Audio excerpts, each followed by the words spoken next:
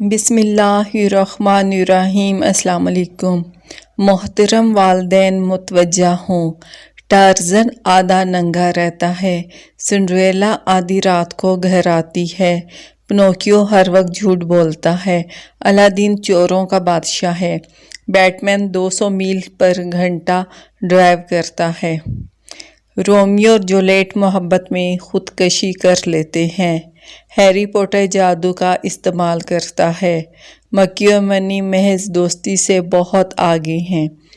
Sleeping beauty افسانوی کہانی جس میں شہزادی جادو کے اثر سے سوئی رہتی ہے ایک شہزادے کی کس حیث سے جگا سکتی ہے، ڈمبو شراب پیتا ہے اور تصورات میں کھو جاتا ہے، اسکوبی ڈو ڈراؤنی خوابیں دیتا ہے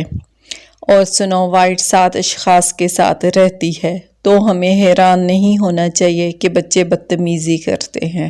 وہ یہ سب کہانیوں اور کارٹون سے حاصل کرتے ہیں جو ہم انہیں مہیا کرتے ہیں، اس کی بجائے ہمیں انہیں یہ پڑھانا چاہیے۔ ابوبکر صدیق رضی اللہ عنہ کی اپنے آقا صلی اللہ علیہ وسلم کے لیے نہ ختم ہونے والی خدمت اور وفاداری، عمر فاروق رضی اللہ عنہ کی بردباری اور عدل و انصاف سے پیار،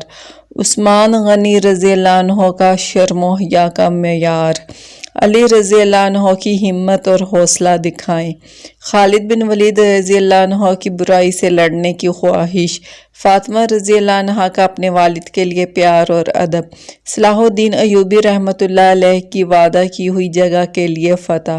اور سب سے زیادہ ہمیں اللہ، قرآن کریم اور سنت سے پیار محبت سے پڑھانا چاہیے۔ سب سے اہم پہلو یہی ہے، اور پھر دیکھیں تبدیلی کیسے شروع ہوتی ہے۔ انشاءاللہ اللہ رب العزت ہر والدین کو نیک، صالحہ، فرمانبردار اور اللہ اور اس کے رسول صلی اللہ علیہ وآلہ وسلم کے احکامات اپنی زندگی میں نافذ کرنے والی اولاد سے نوازے، اور تمام والدین کو حیا نصیب فرمائیں تاکہ اولاد بھی حیا کے دامن کو تھام کے رکھے۔ آمین ثم آمین۔ اوکے، ٹیک کیئر آل، اللہ حافظ۔